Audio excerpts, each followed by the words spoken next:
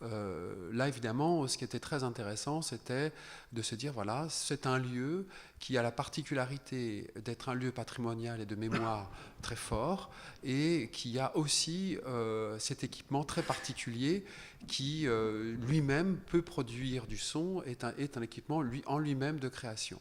Donc là, on avait, je dirais, les mains dans le cambouis, c'est-à-dire qu'est-ce qui se passe quand on décide, on veut avoir une autre vision du patrimoine, pas seulement dans l'idée du patrimoine, dans l'idée de le conserver, mais d'en faire quelque chose pour que ce patrimoine puisse être aujourd'hui une façon, qu'on puisse proposer une façon de le traverser d'une vision contemporaine, et qu'au travers de cette vision contemporaine, on puisse parler du patrimoine d'aujourd'hui et des personnes qui vivent dans ce territoire et qui ont, pour la plupart, perdu ou oublié leur propre culture.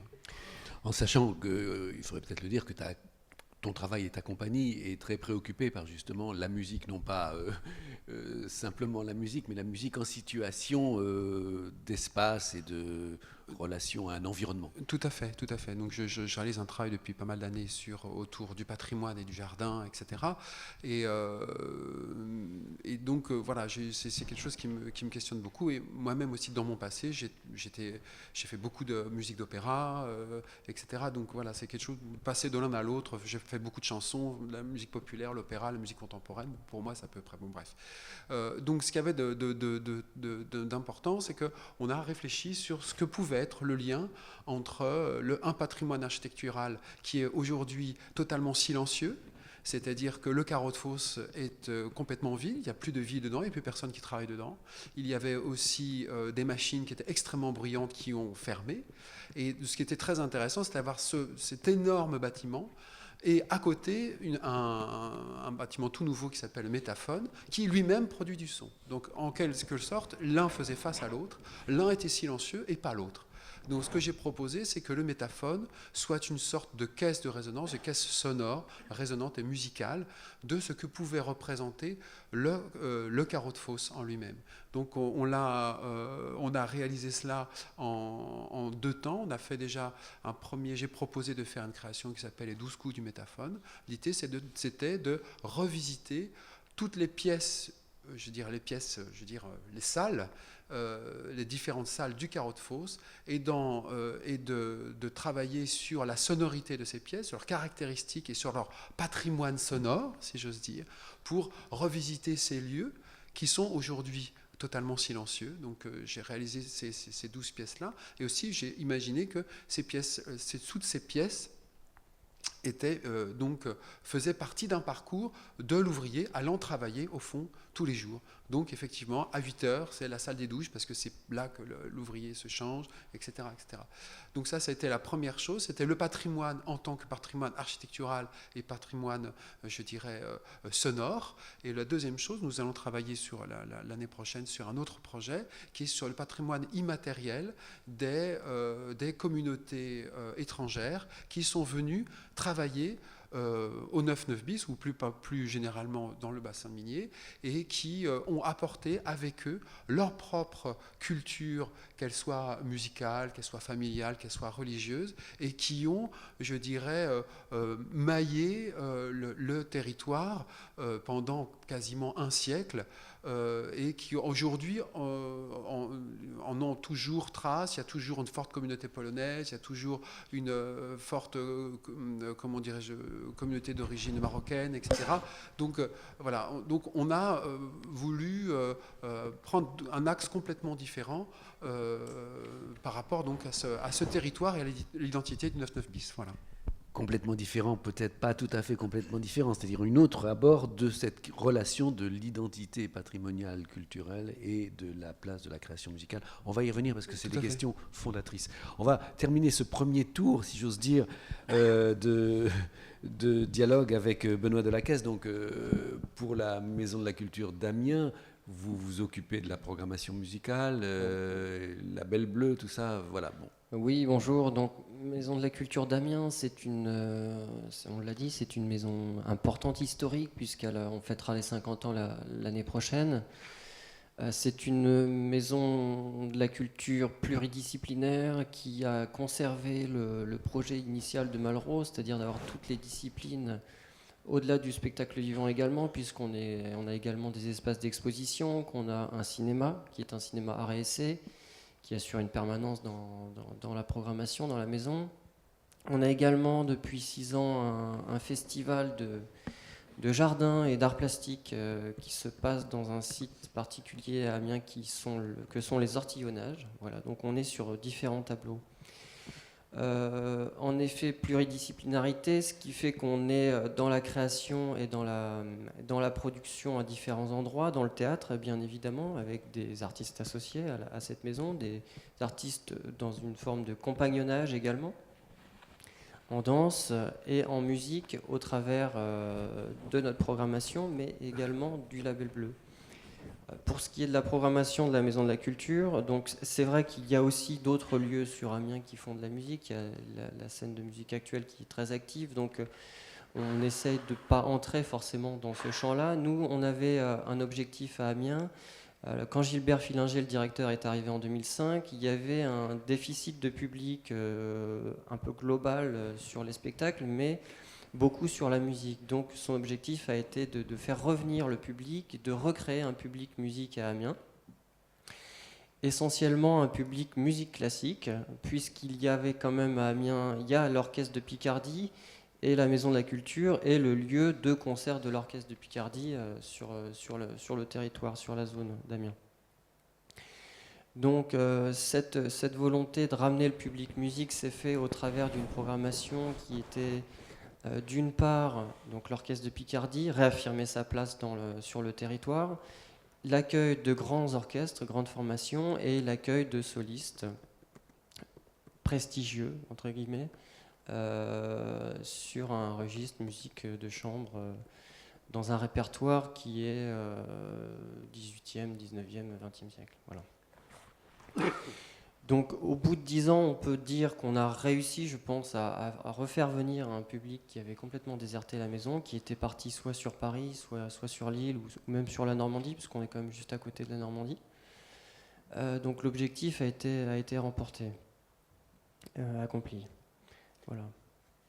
Sur la partie Label Bleu, là c'est vraiment une spécificité de cette maison, qui est un établissement public, c'est qu'elle dispose d'une maison de disques. Alors il faut revenir dans les années 80. Michel Aurier était donc sur Amiens, il crée le festival de jazz à Amiens, il lance un grand mouvement, une grande dynamique autour du jazz à Amiens et la région, le festival. Et en 86, il crée une entité qui est Label Bleu, donc Label Bleu, un label de jazz qui a pour ambition de permettre à toute une génération de musiciens de jazz en France d'arriver sur toutes les scènes et de produire des disques et de s'exporter. Donc dans cette génération de musiciens, on aura Henri Texier, on aura Louis Clavis, on aura Boyan Z, Magic Malik, Julien Louraud, etc., etc.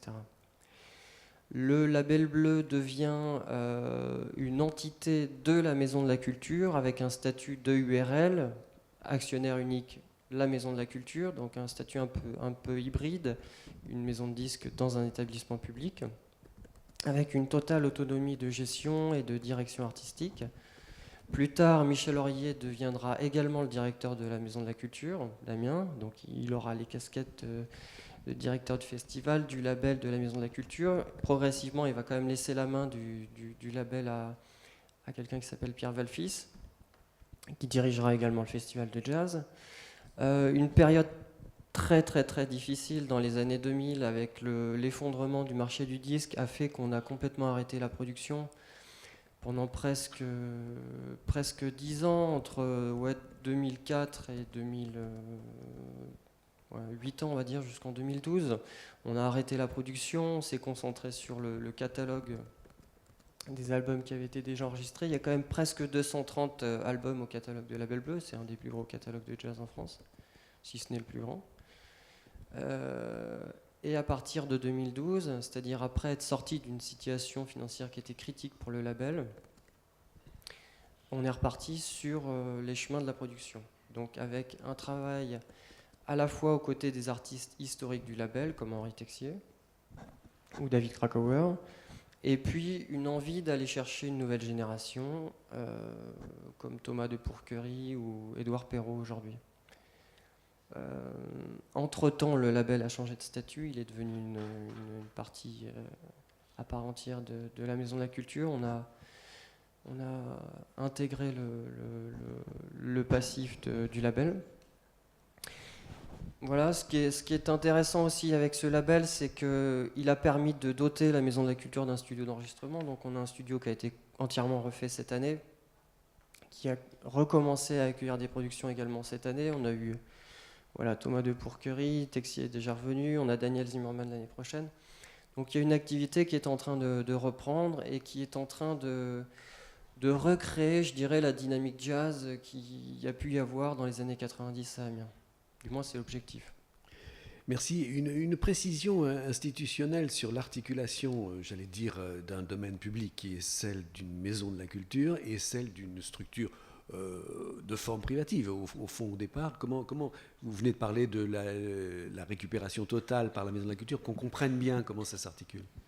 Alors, Parce que c'est une question importante. Les aménageurs d'aujourd'hui se la posent souvent. Alors, c'est vraiment, si vous voulez, on est maison de la culture, centre de création et de production, et on essaye d'intégrer complètement cette dimension production jazz, création de jazz dans ce projet global de maison. C'est vrai qu'à côté de ça, on est quand même contraint par une réalité commerciale. On est sur le marché du disque, on est à côté de maisons de disques, on est à côté de majors, qui ne sont pas du tout là à fonctionner comme des établissements publics, et forcément on doit cohabiter avec ça.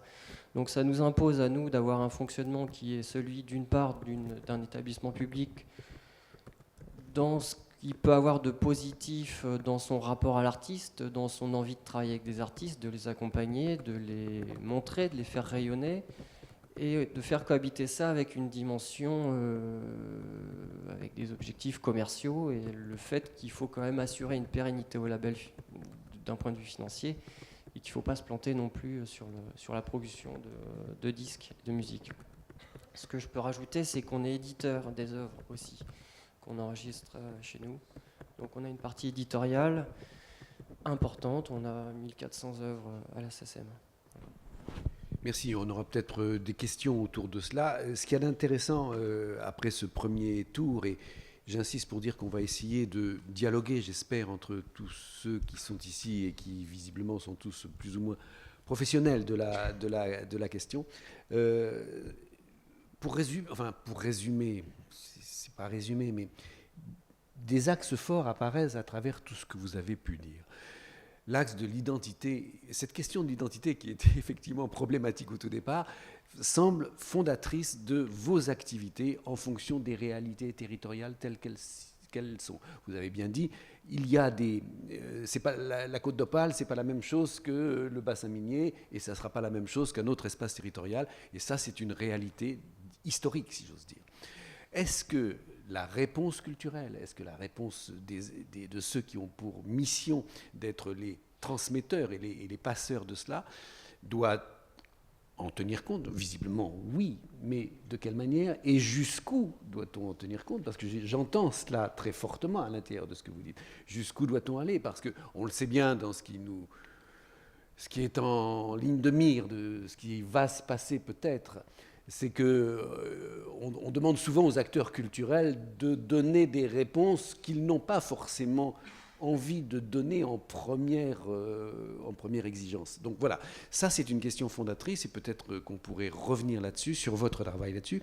Et puis, j'ai entendu aussi une sorte d'inégalité territoriale. C'est vrai que la question picarde n'est pas la même que la question du Nord-Pas-de-Calais, et que effectivement les manières d'aborder, même ce qui s'est construit au fil des années antérieures, a fait que les deux territoires vont se retrouver ensemble avec des réalités au fond historiques et fonctionnelles qui sont très différentes. Voilà. Je n'ai pas synthétisé l'ensemble de ce que vous avez dit, mais il y a là des questions, des lignes de force très importantes. Bon, est-ce que vous avez envie de réagir à ce que je viens de dire? Quoi, comment, voilà. Juste pour peut-être préciser, effectivement, s'il n'y a pas encore d'identité régionale, il y a en tout cas des synergies fortes. C'est-à-dire que dans le Nord-Pas-de-Calais, là je ne peux pas parler pour la Picardie, mais dans le Nord-Pas-de-Calais, on profite aussi des forces vives du territoire. C'est-à-dire que, alors excusez-moi, je reviens encore à l'exemple dunkerquois, mais pour avoir de la musique symphonique dans notre programmation, évidemment, on se tourne naturellement vers l'ONL pour plusieurs raisons. D'abord pour des raisons artistiques, mais aussi pour des raisons, excusez-moi d'être triviales, mais économiques. C'est-à-dire que nous, Bateau-Feu, Scène nationale à Dunkerque, le seul grand orchestre symphonique qu'on peut inviter, c'est l'ONL, parce que l'ONL a su développer au sein de la région des programmes et des accès économiques qui nous sont possibles. Si on pensait faire venir un orchestre d'une autre région, on ne pourrait pas, tout simplement. Ça, c'est la première chose. Donc, ça crée des synergies entre nous. C'est vrai que chaque année, l'orchestre vient jouer avec un immense succès parce que, évidemment, l'ONL a su développer depuis, combien, François 40 ans, une très forte adhésion du public. C'est un grand moment dans la programmation quand l'ONL vient jouer à Dunkerque.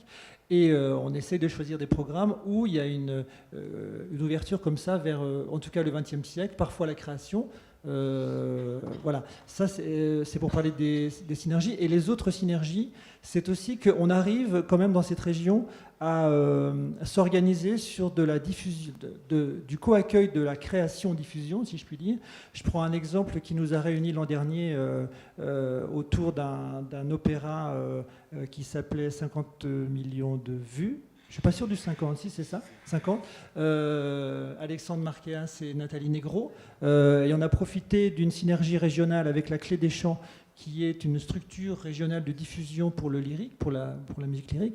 Et on a été 3 lieux, Romaric, ici, Douai et le Bateau-Feu, pour accueillir cette production qui avait été créée dans le cadre de Marseille, capitale européenne de la culture. Donc, du coup, à défaut d'identité, il y a quand même des synergies très fortes qui nous réunissent. Et c'est vrai qu'on profite des forces vives du territoire pour pouvoir alimenter nos propres programmations.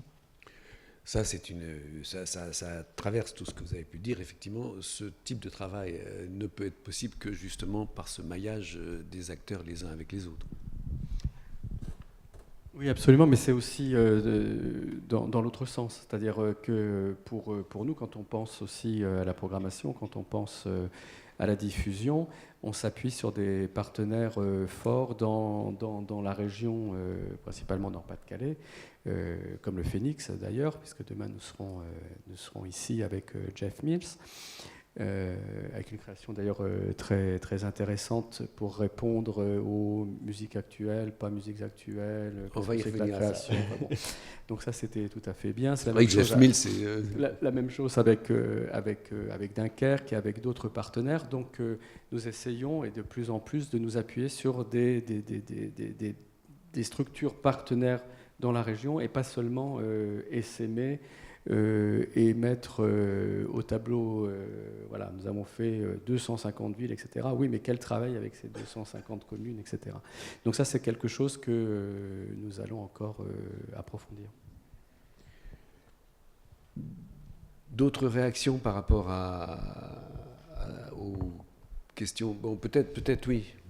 Faisons peut-être passer les micros dans la salle. Alors, ce qu'on va faire, c'est qu'on va prendre le micro à Chef et je vais... Voilà, il est là. J'ai vu que Monique voulait intervenir. Oui, Alexandre Lévy nous quitte. Désolé. Merci en tout cas du témoignage. Moi, je voulais juste intervenir au sujet de l'identité de la région. Parce que personne n'a parlé de l'Europe et des liens, en fait, qu'on a eu tous, je crois. À un moment donné, il y a Jean-Paul Dessy qui devait être là, de Musique Nouvelle, qui n'est pas là pour des raisons de santé. Je voulais savoir si pour vous, c'était quelque chose d'important. Par ailleurs, on a parlé du passé économique. Je pense qu'il y a aussi quand même des éléments de la culture qui ont fortement marqué cette région. L'Orchestre de Lille, qui a 40 ans, moi quand je suis arrivée il y a 15-16 ans en région, j'ai tout de suite compris que c'était un élément important. Jean-Claude Casatsu, tout le monde le connaissait. Il était présent dans tous les esprits. Il y a eu le festival à Maubeuge, les Inattendus, Lille 2004 après. Enfin, je dis en vrac, j'ai pas envie Et je trouve que la culture, on la sous-estime un petit peu ce matin, et la culture musicale aussi, parce qu'on parle de passé économique, mais on ne parle pas de passé culturel et de gens comme ça qui ont fortement marqué pour moi la région, l'histoire de cette région, l'histoire des habitants, l'histoire de jeunes qui sont devenus grands et qui continuent, je pense, à fréquenter les salles de spectacle. Et je pense que cette région, elle a souvent tendance à se cacher derrière son passé industriel, qui est assez douloureux apparemment. Enfin, moi, c'est ce que j'ai trouvé, moi qui ne suis pas du Nord. C'est un petit peu plus qu'une apparence. Oui, non, mais je veux dire, on cache. Je suis assez frappée, parce que moi, je trouve que les friches industrielles sont très belles. On commence à les rénover, mais avant, on les cachait, on les détruisait, parce qu'il fallait vraiment pas montrer cet échec, en fait, de l'industrie. Enfin, je suis pas spécialiste dans ce domaine-là, mais je trouve qu'on a eu de grands moments quand même en culture. Moi, j'ai pas connu le Festival de Lille, mais des gens m'en ont parlé. Donc, il y a une transmission aussi de la culture qui existe. Il y a tous les grands noms de la culture et de l'art qui sont venus à ce Festival de Lille, pas qu'en musique, mais aussi en danse, en théâtre. Et les gens s'en rappellent. Enfin, moi, on m'en a parlé en arrivant ici, de manière très forte. Je disais, il y a l'ONL, il y a tout ce qu'a fait quelqu'un comme Didier Fusilier, qui est contesté aussi, mais on s'en fout en région, que ce soit à Maubeuge. Que serait Maubeuge et la Vénois sans ce qu'a fait Didier Fusilier au manège, par exemple, dans tous les arts, là, en l'occurrence. Que serait Lille aujourd'hui sans Lille 2004, même si, pareil, c'est contestable, c'est tout ce qu'on veut. Donc ça, c'est une première chose. Et deuxième chose sur laquelle j'aimerais intervenir, qui me choque depuis le départ, je suis désolée, je ne veux pas faire de polémique, mais c'est cette histoire de livre blanc. Parce que d'abord, je connais mal ce livre blanc, donc je voudrais en savoir plus, parce qu'on commence ces journées par le livre blanc, donc c'est quelque chose d'important dans notre région, et la musique y est quelque part absente. Certes, les musiques actuelles sont présentes, mais j'ai bien compris, Romaric, que tu dis que tu feras part au collectif de ce qui va se dire aujourd'hui. Ça veut dire quelque part que la musique ne peut pas participer. Ça veut dire que des gens qui participent à ce livre blanc, qui sont des programmateurs de scènes nationales, donc de scènes pluridisciplinaires, et qui ont écrit ce livre, n'ont rien écrit sur la musique. C'est pas un reproche, on n'est pas là pour dire nous, il y a plein de gens qu'on n'a pas pu inviter aujourd'hui, on n'est pas exhaustif, vous ne l'avez pas été, mais comment, quelque part, peut-être rattraper le wagon ou pas? Est-ce que ça a un sens de faire un livre blanc dans lequel la musique n'est pas présente?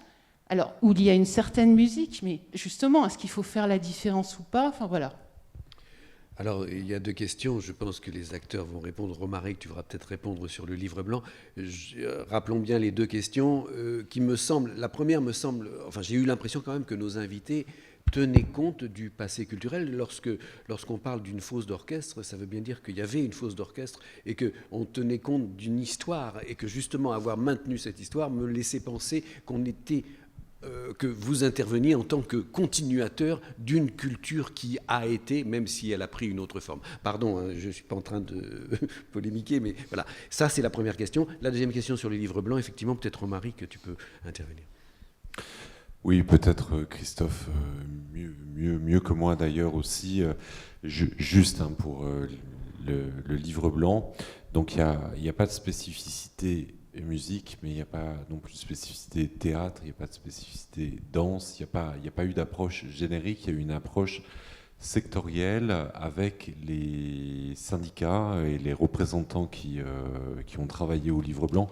Donc ça a été vraiment un travail collectif à partir des forces vives en présence, sans aucun a priori ni générique, ni sectoriel, mais simplement avec la volonté d'instaurer une dynamique transversale, certainement imparfaite, mais sans vraiment aucun a priori idéologique ou de parti pris, si ce n'est celui de défendre le secteur de la culture et de la création en général. Je vais juste vous dire quand même dans le détail les représentants qui ont participé à cette élaboration. Donc il y a 50 degrés Nord, c'est le réseau transfrontalier d'art contemporain. Il y a Acte Pro, c'est l'association des compagnies professionnelles en Picardie. Artois Scope, le réseau des professionnels de l'art et des spectacles en Artois. le CAAP, qui est le Comité des artistes auteurs plasticiens, le CIPAC, la Fédération des professionnels de l'art contemporain, le collectif Jeune Public Nord-Pas-de-Calais, CR2L, c'est le Centre régional livre et lecture en Picardie, la FRAP, c'est la Fédération des réseaux et associations d'artistes plasticiens Nord-Pas-de-Calais en Seine, le Patch et le Raoul sur les musiques actuelles, Réseau des scènes en Picardie, Réseau cinéma, éducation, images en Nord-Pas-de-Calais et Picardie, le Réseau Picardie, le SNAP CGT, le SNSP qui est le syndicat national des scènes publiques, le SINAVI qui est le syndicat des arts vivants groupant les compagnies artistes indépendants, le Syndéac, territoire de cirque et des artistes et collectifs indépendants. Donc en fait c'est la résultante de l'ensemble de ces partenaires-là. Alors effectivement, comme le racontait Christophe, l'existence de 2 fédérations liées aux musiques actuelles, et ça n'a pas été évident, et ça ne l'est pas encore aujourd'hui, d'essayer de faire en sorte de garder cette énergie collective, a certainement pesé dans le fait qu'il y ait une sortie musique actuelle qui nous a interrogés, qui a été interrogée, je ne sais pas, par exemple, au Syndéac ou au SNSP, il y a des structures musicales proprement dédiées. Et moi, personnellement, je n'étais pas pour la spécificité musique actuelle. Ça ne semblait pas avoir de sens versus spectacle vivant. Pourquoi? Et ça pose aussi l'articulation entre culture savante, culture populaire, qui est encore une autre question. Mais effectivement, je vais tout à fait dans ton sens. Mais c'est à abonder. Ça pose aussi la question de la structuration professionnelle en région et de comment faire porter la voix. Justement, en même temps, c'est intéressant la question de Monique, un peu polémique. Il est intéressant quand même de constater que culturellement, à partir du moment où les acteurs ont envie de se rassembler pour témoigner, parce que ce livre blanc, il avait cette mission quand même, il a cette mission d'être un témoignage fort et d'un témoignage engagé par rapport à cela, on ne met pas, j'allais dire, dans la boucle ceux qui sont considérés comme étant un petit peu... Alors je reprends mon mot de tout à l'heure, on ne fait pas peut-être de la paranoïa musicale, mais c'est vrai que ce monde de la culture savante, je suis étonné par exemple que le Prophédim, puisque le syndicat et Syndéac était là, n'ait pas pu être rejoint pour cette histoire-là. C'est complexe comme question et sans doute lié à des connotations puissantes. On va arrêter le débat là-dessus, mais l'important c'est de signifier ce qu'il raconte dans ce qui est en train de se passer dans la place des pratiques culturelles que représente la création musicale. Et qu'il y a parfois un léger mouvement de... comment dire ?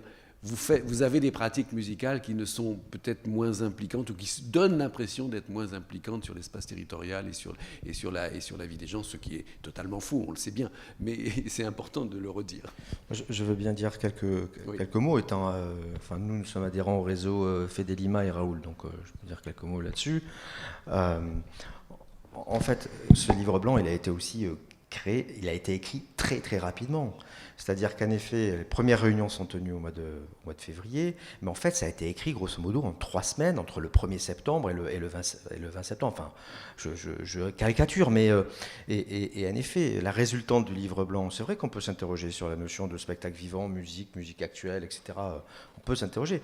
Et c'est exactement ce que vous disiez, c'est que c'est lié à la structuration, c'est-à-dire que Prophédim, je pense qu'au niveau de la région, n'est pas vraiment existante. C'est pour cette raison que les adhérents de Prophédim n'ont pas pu s'exprimer, faire valoir un certain nombre d'éléments qu'ils auraient pu indiquer dans le livre blanc.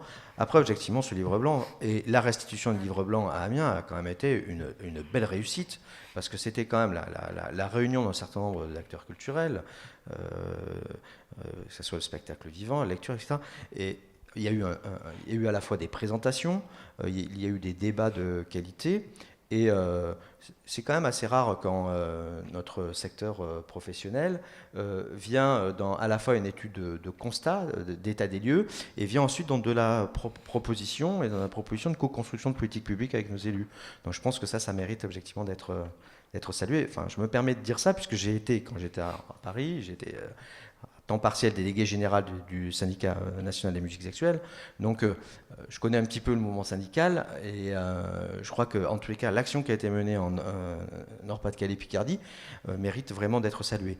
Après, en effet, aujourd'hui, il y a des actions qui sont menées sur la... il y a encore du travail, il y a encore, mais il n'empêche qu'au niveau national, au niveau de l'ensemble des négociations, sur les conventions collectives, formation professionnelle, etc., on travaille de concert avec l'ensemble des organisations syndicales professionnelles. Donc,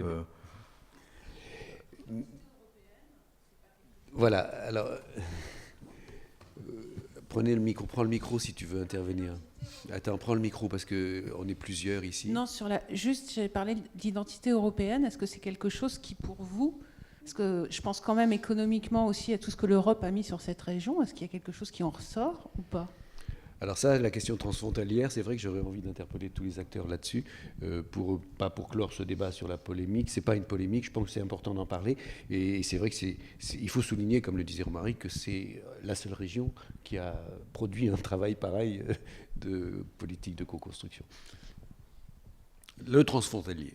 Transfrontalier, en tout cas pour l'Orchestre de Lille, c'est quelque chose qui est naturel avec la Belgique et avec la Grande-Bretagne.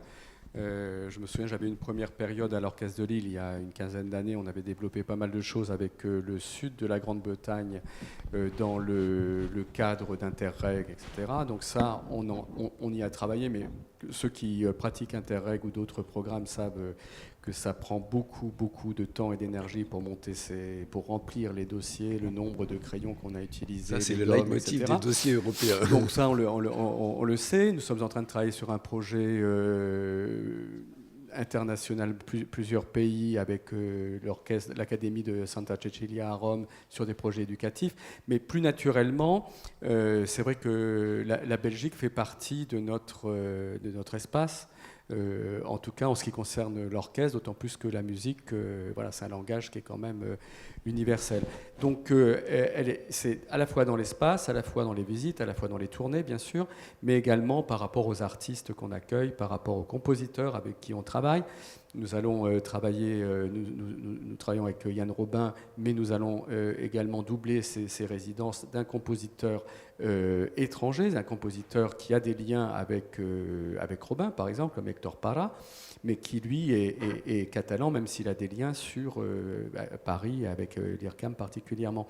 Donc la dimension européenne, en fait, pour un orchestre symphonique, elle est presque naturelle par rapport aux artistes, par rapport aux chefs d'orchestre, par rapport au répertoire, bien entendu, et aussi dans l'espace par rapport aux tournées, aux déplacements qu'on peut faire, surtout quand on est sur une ville frontière comme Lille, ou comme j'ai pu le vivre aussi à Barcelone, comme directeur de l'Orchestre de Barcelone. Également, la dimension européenne, et particulièrement en Catalogne, était très vive et très forte.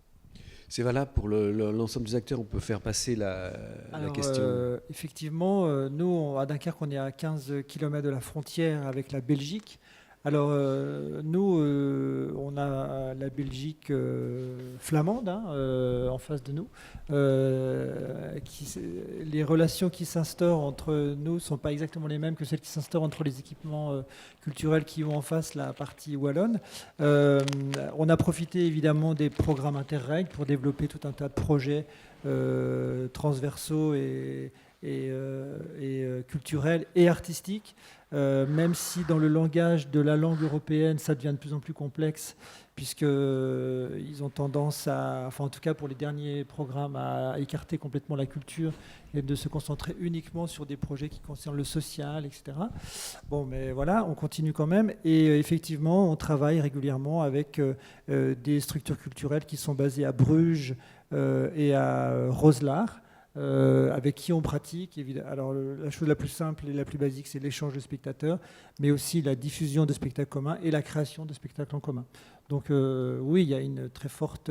je pense que la plupart des structures culturelles de la région Nord-Pas-de-Calais et aussi en Picardie ont comme ça des relations très fortes avec nos collègues de l'autre côté de la frontière. Merci. D'autres réactions sur le transfrontalier Oui, non. Oui, c'est vrai qu'on est tous dans des relations transfrontalières. Nous beaucoup avec la Grande-Bretagne également. Là, hors du cadre de la musique, sur les projets d'art plastique, beaucoup. Mais c'est vrai que les projets tels qu'ils se profilent à l'heure actuelle nous imposent de redéfinir nos angles d'attaque, puisque on nous demande essentiellement aujourd'hui de faire de l'attractivité.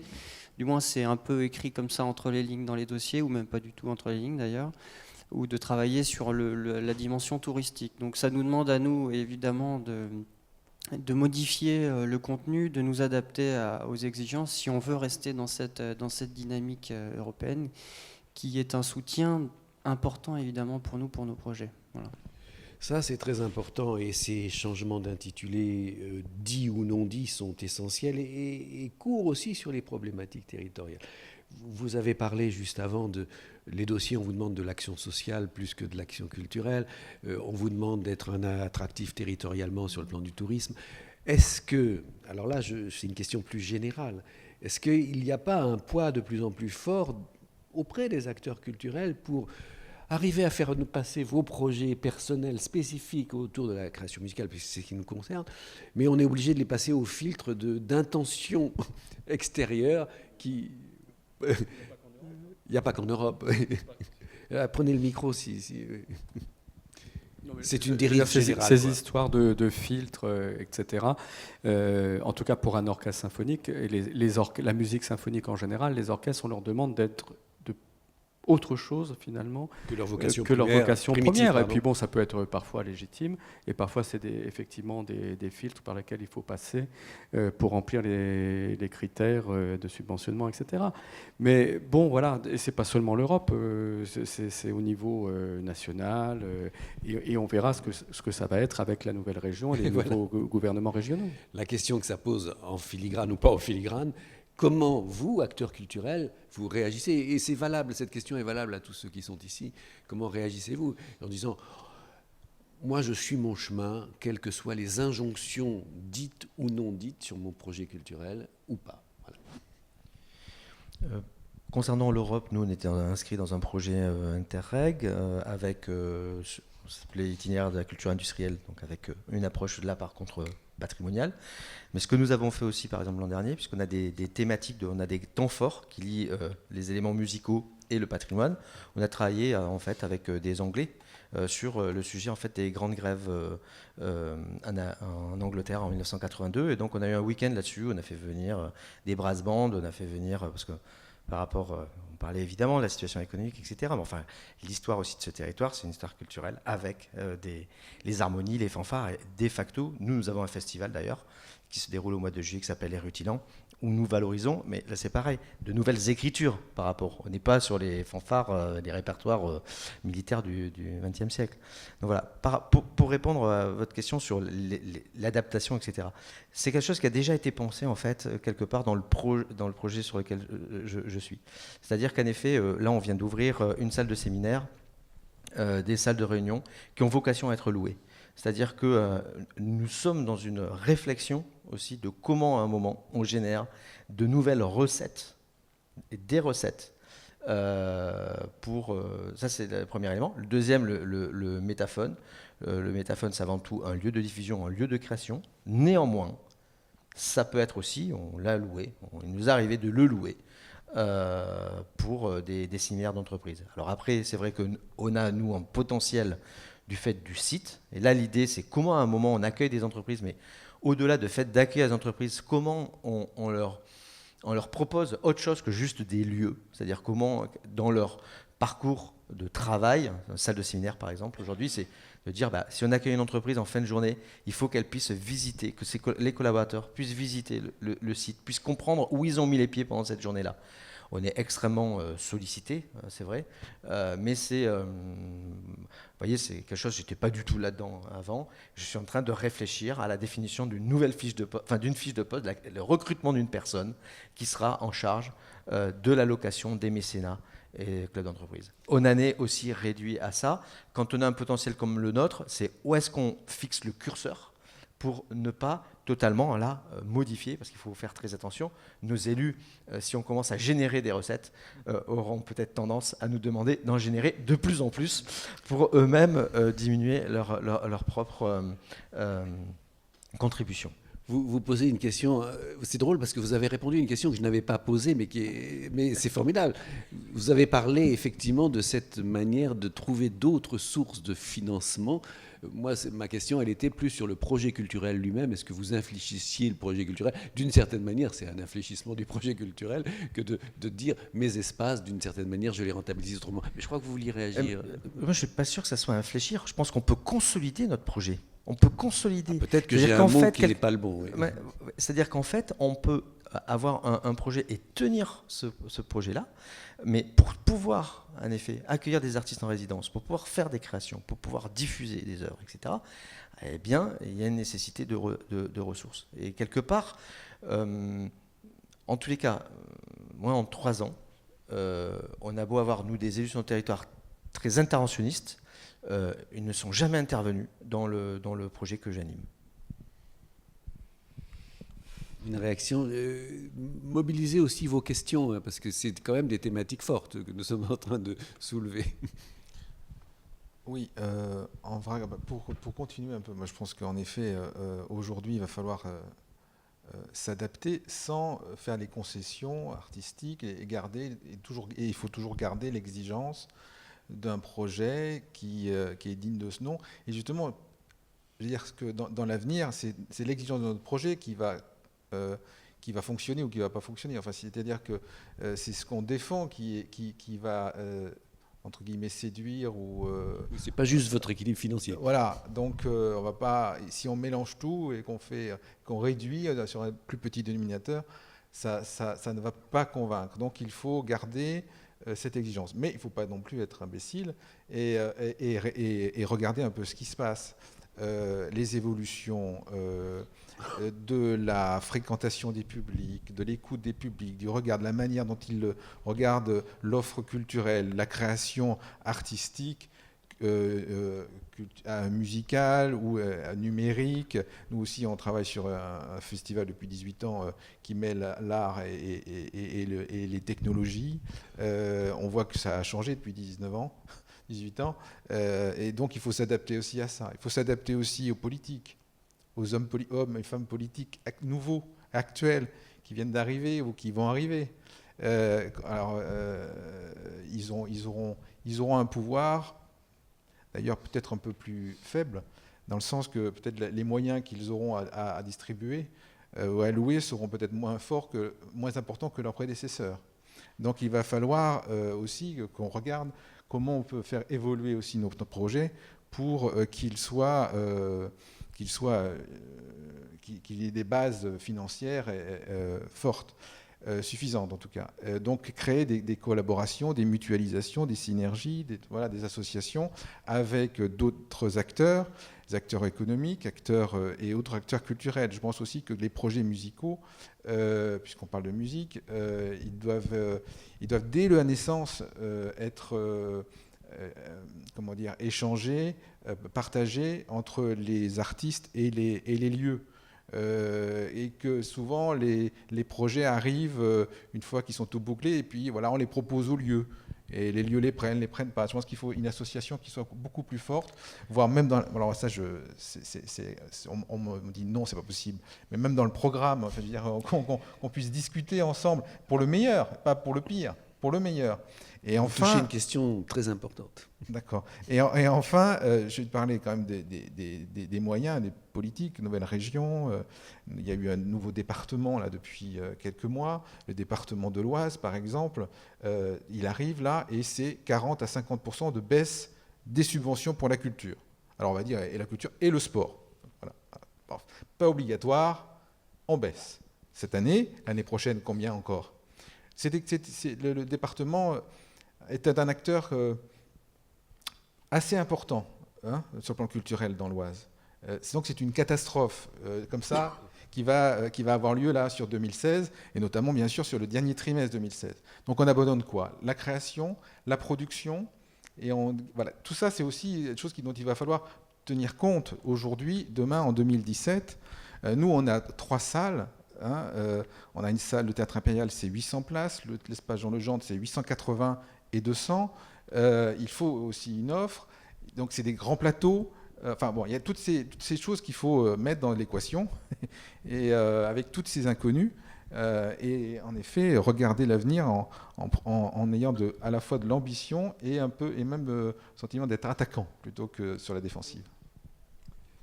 Oui, une réaction, allez-y. Mais ça serait bien que si vous avez des... Oui, Benoît Baillargeau, je vois des mains qui se lèvent. Je vais être très court, mais c'est vrai que le paysage est en train de changer, paysage politique. Et c'est vrai, quand on parle d'identité pour la région de Nord-Pas-de-Calais, mais c'est valable aussi pour la Picardie, je pense, cette région, elle avait une forte identité politique aussi. C'était une région à gauche, quoi. Avec des départements qui étaient à gauche. Et le paysage culturel, il est lié aussi à ça. C'est-à-dire que la région Nord-Pas-de-Calais, quand elle s'est créée, avec Pierre Mauroy, ils ont décidé d'installer un orchestre, ils ont décidé de soutenir des lieux et de les soutenir fortement. Et du coup, la réalité aujourd'hui, voilà, il y a 7 scènes nationales en région Nord-Pas-de-Calais qui sont aidées par la région Nord-Pas-de-Calais. Et voilà, et c'est le résultat d'une histoire. Alors l'histoire est en train de changer, puisque comme le disait Eric avec l'Oise, nous on a le département du Nord qui nous a attaqué lâchement au mois de juillet. Je crois qu'il y a 28 structures, Romaric, qui sont concernées pour régler des questions, pour créer un bras de fer avec l'État et en particulier le Premier ministre concernant les dotations aux amortissements concernant les collectivités territoriales. Le département du Nord a décidé de baisser de 20 à 40% les subventions des structures qui sont labellisées par l'État et menace d'enlever purement et simplement toutes les subventions pour l'année 2016. Voilà.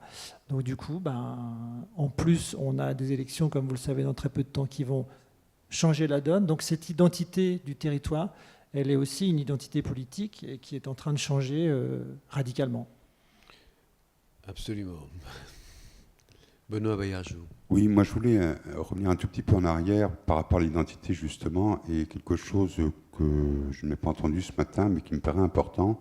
C'est vrai, quand je dirigeais Ars Nova et qu'on travaillait beaucoup dans la région Nord-Pas-de-Calais, il y avait quelque chose qui était tout à fait particulier dans cette région, c'était justement qu'il y avait une pratique musicale très très forte au niveau de la pratique amateur, les harmonies, etc. Un réseau de structures d'enseignement aussi très fort. Et tout ça maillé et créé une identité tout à fait particulière sur cette région qui n'existe pas forcément partout en France. Et je me posais la question de savoir comment vous avez interrogé ça dans votre livre blanc d'abord, et aussi comment dans une évolution du contour politique, structurel et culturel de la région Nord-Pas-de-Calais qui va s'agrandir, on va pouvoir prendre ça en compte et comment ça va évoluer et comment aussi ça va se transformer. Parce que je pense, on parle depuis souvent de la difficulté de la pratique amateur au niveau des harmonies, par exemple, pour citer que ça. Et c'est vrai que cette région a cette particularité-là, et de voir un peu comment les choses vont pouvoir se passer et que cette identité très très forte, en fait, puisse perdurer, mais aussi évoluer, aussi être pris en compte. C'est une question, oui, qui doit... Vous donnez des réponses, évidemment. Sur notre territoire, il y a, je vais pas dire, nous sommes sur 14 communes, puis c'est un projet d'agglomération. 14 communes, 12 écoles de musique et 14 harmonies, quoi. Et en fait, donc c'est un travail qui a déjà été engagé avant même que je n'arrive. C'est-à-dire, c'est comment on travaille avec les écoles de musique. Mais là, en effet, il y a une particularité quand on arrive, c'est que les harmonies sont liées aux écoles de musique. C'est-à-dire, grosso modo, vous n'avez dans les harmonies que certains instruments qui sont étudiés parce que l'école de musique a vocation à alimenter l'harmonie municipale. Et en effet, nous, d'ailleurs, on ouvrira d'ici quelques mois des studios de répétition, un auditorium, etc., pour qu'il puisse y avoir cette pratique-là.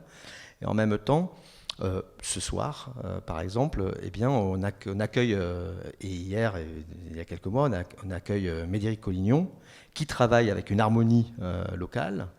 Et donc voilà, c'est-à-dire qu'en effet, on a des artistes qui vraiment travaillent le répertoire vraiment contemporain, avec des harmonies, et ça booste les harmonies, faut-il qu'elles le veuillent. C'est-à-dire qu'en effet, on se rend compte que sur les 14 harmonies, on arrive à travailler à peu près correctement avec 4 d'entre elles. C'est-à-dire que pour les autres, c'est vraiment très, très, très, très difficile. Elles n'ont pas forcément envie et pourtant, on les invite, et je vous disais, on a un festival où objectivement, elles ont aussi leur place. On propose des masterclass, on propose de faire venir des artistes pour repenser leurs propres compositions. Néanmoins, c'est un vrai travail à mener. Et par exemple, sur le Pas-de-Calais, il n'y a pas de conservatoire à rayonnement départemental. Si, peut-être à Boulogne, mais non, en région. Donc, il y en a 2. Donc, c'est pas, vous voyez, il y a des écoles, il y a beaucoup d'écoles, et en même temps, elles sont assez peu qualifiées. Autre réaction sur les pratiques amateurs et la relation à la pédagogie, parce que c'est vrai qu'on n'en a aussi pas assez peu parlé Oui. Après, effectivement, ça dépend des forces qui sont présentes sur le territoire. Sur Dunkerque, on a un conservatoire à rayonnement communal, mais qui est très dynamique. Donc, du coup, on a régulièrement, je dirais presque chaque saison, une collaboration où on essaye de faire rencontrer la création avec les élèves qui pratiquent. Alors je donne juste un exemple. Mardi prochain, on accueille le projet Over the Hills de Alain Blessing et Bruno Tocan, qui reprend le célèbre album Escalator Over the Hill de Carla Bley et Paul Haynes. Et du coup, en première partie, il y a une formation de 15 musiciens amateurs du département de jazz qui ont repris des extraits de Escalator Over the Hills qui ne sont pas joués par l'ensemble après. Et donc, voilà, on profite aussi des forces vives du territoire pour imaginer des projets de ce type. Mais Benoît, il connaît bien le projet qui était mené par Philippe Langlais, qui était le précédent directeur de l'école du Conservatoire de musique de Dunkerque, qui s'appelle Coup de vent. Et Coup de vent, c'était une idée de réactiver le répertoire des orchestres d'harmonie en proposant à des compositeurs de créer des pièces spécialement pour ces ensembles-là, avec un système de concours, de huitième de finale, quart de finale, demi-finale, finale. Et on a pu régulièrement accueillir différentes étapes de ces processus de création. D'autres questions? Je vous trouve très calme. Juste sur l'enseignement, on a suscité les écoles de musique, les conservatoires, tout ce qu'on veut, les chorales, etc. Les chorales, ça marche à peu près. Mais alors, une harmonie, on va travailler sur la symphonie fantastique avec Maxime Pascal, enfin, on fait des choses. Mais outre l'événement que l'on propose, il n'y a pas, avec le lieu, il n'y a pas de régularité. C'est extrêmement difficile d'avoir une régularité, à part, encore une fois, peut-être avec les chorales de l'Oise ou les maîtrises qu'on a réussi à installer au théâtre. Il n'y a pas cette régularité. Les pratiquants de musique ne viennent pas au concert. Et ça, c'est pas nouveau, c'est depuis 20, 30, 40, enfin depuis toujours peut-être. Donc ça, s'il y en a qui réussissent, donnez-moi le mode d'emploi. Ça fait 30 ans que j'y réfléchis, 25 ans que j'y réfléchis, et j'y arrive pas.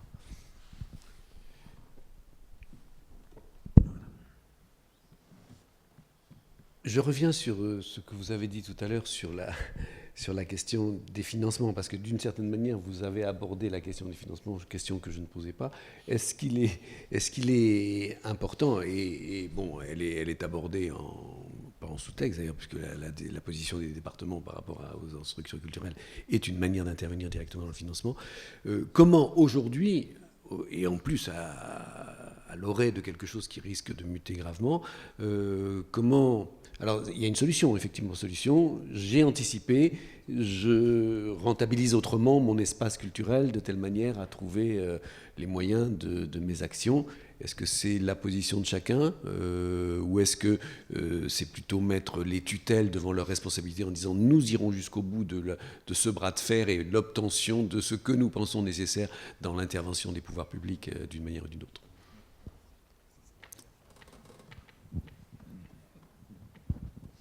En tout cas, enfin, le bras de fer avec les politiques, oui, peut-être, pourquoi pas, mais là, je pense qu'on n'est pas on n'est pas en mesure d'avoir un bras de fer sur maintenir nos subventions, ou sinon on arrête tout. Je pense qu'on n'en est pas là du tout. On est plutôt dans l'anticipation et comment on va faire pour fonctionner à l'avenir dans une situation qui se profile et qu'on connaît, qui va être de toute façon, je pense, une diminution des aides publiques, en tout cas sur un certain nombre de collectivités. Voilà, il y a la possibilité de louer les espaces. C'est vrai qu'on le fait nous aussi à Amiens, par exemple. Il y a le mécénat. Le studio, par exemple. Le studio d'enregistrement est un espace qu'on met en location, qu'on va mettre en location. Donc c'est pas un espace qui sera dédié aux productions de Label Bleu. Mais on peut très bien imaginer que Universal vienne enregistrer chez nous. Ça, c'est tout à fait possible. Voilà. C'est même quelque chose qu'on souhaite, puisque ça va assurer pour nous une manière de pérenniser l'outil oui. Et les envies de production de Label Bleu et de la Maison de la Culture. Mais sans aucun état d'âme j'allais dire politique ou fondamentaux. Non, et ça ne modifiera pas, pour revenir sur ce qu'on parlait tout à l'heure, ça ne fera pas fléchir le projet culturel de la Maison de la Culture pour autant. Je pense qu'il y a une ligne qu'on s'est fixée, qui est d'accueillir tel artiste, de défendre telle valeur sur les plateaux. Les moyens pour le faire sont modifiés, pour autant on n'a pas à en rougir, je pense. Voilà, l'outil est là.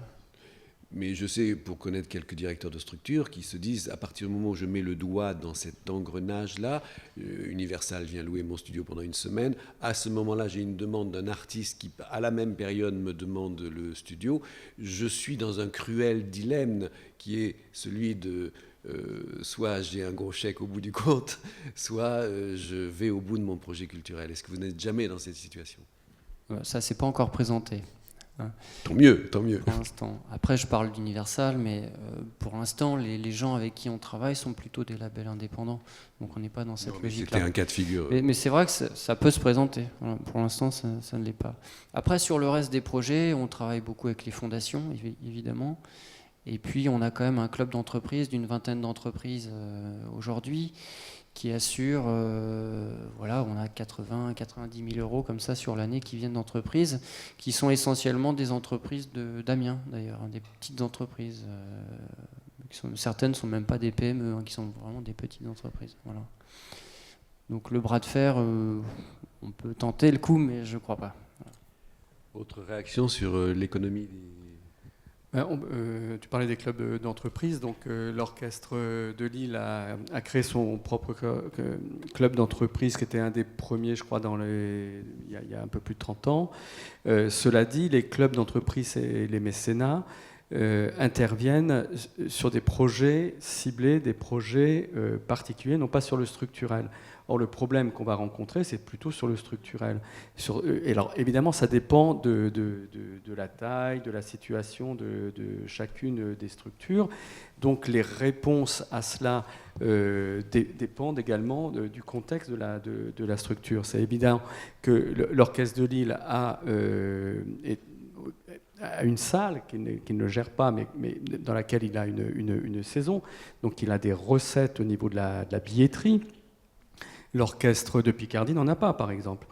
Donc, évidemment, la réponse au changement de modèle financier va pas être nécessairement, ne va pas du tout être la même, d'ailleurs. Mais la salle est très importante, je trouve, dans les réponses qu'on peut donner à la raréfaction des subventions publiques. C'est ce que tu viens de dire par rapport au studio du Label Bleu, c'est ce que l'Orchestre national de Lille peut faire également avec son studio numérique et sa salle. Mais tout cela demande un dialogue avec les propriétaires de la salle, qui est le conseil régional, par exemple. Voilà. Ensuite, bien sûr qu'on peut augmenter nos recettes propres. Et il le faut, parce que je pense que c'est vertueux d'avoir du public dans sa salle. C'est très important. Donc là, on a un petit gisement, une possibilité d'augmenter encore nos recettes propres en termes de volume et pas en termes de prix, avec la fréquentation de la salle. Diversifier les recettes, on peut le tenter aussi. Mais il arrive un moment où c'est un changement de modèle dont il est question. Voilà, donc, soit on souhaite toujours un modèle au service du public et donc qui nécessite des compléments de prix, qui nécessite un mode de subventionnement public, ou bien on passe totalement à un autre modèle. Et je pense que la société, les mœurs aussi économiques ne sont pas prêts pour cela. C'est-à-dire qu'on ne peut pas passer d'un seul coup du modèle français, disons, au modèle britannique, qui est un modèle différent, qui fonctionne aussi et qui fonctionne plutôt bien. Mais qui a une tradition très ancienne. Mais qui a une tradition différente.